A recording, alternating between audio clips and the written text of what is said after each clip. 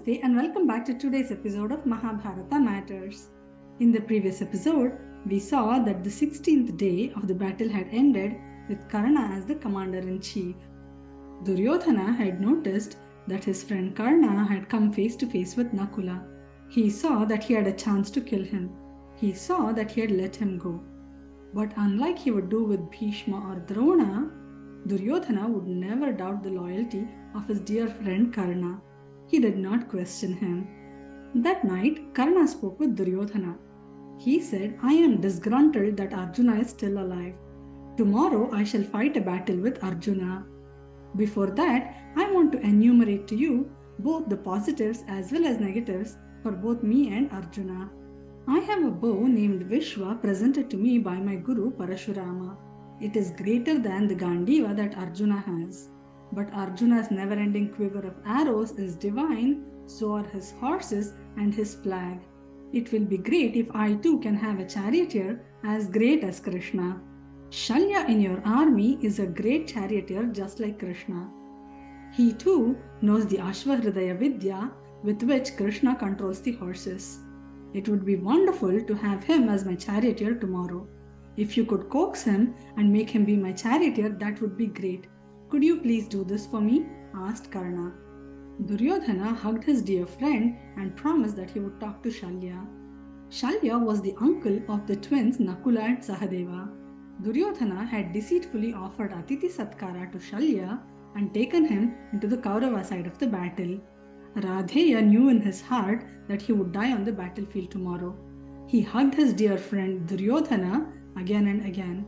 Duryodhana too was overcome with the love being shown by Radheya.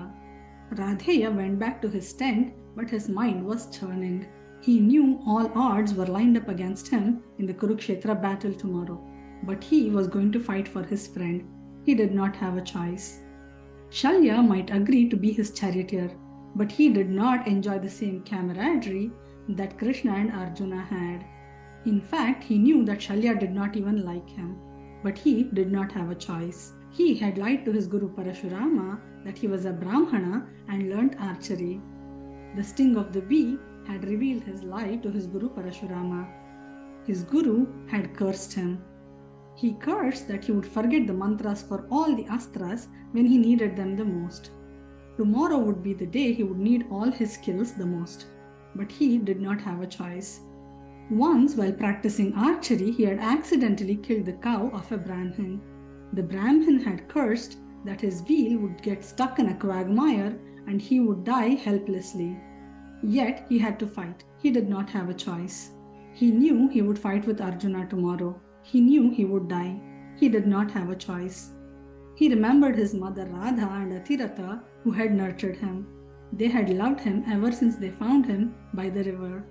He also remembered his mother Kunti, whom he had met just before the war. He had promised her to protect all her 4 sons. He had come face to face with Nakula, Sahadeva and Bhima already. He had taunted them by touching them with his weapons and let them go. Tomorrow he would challenge Yudhishthira and he would let him go as well. He wanted his mother Kunti to know that although they were at his mercy, he did not kill them. He had let them go. He wanted his mother to know that he had lived up to his words. He knew that Krishna had enormous compassion for him. If he loved anyone more than Duryodhana, it was Krishna. Krishna too knew this, but Karna could not express this outside. He did not have a choice. He could only wait for the day to dawn and for his life to bite the dust. He would fight his best and leave a mark in this world. He would unburden himself of the weight of Duryodhana's friendship.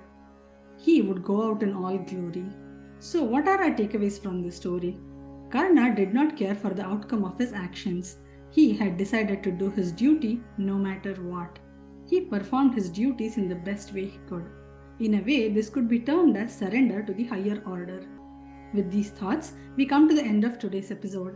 Remember, in this series, we are discussing matters of Mahabharata because even today, Mahabharata matters. Hari Om!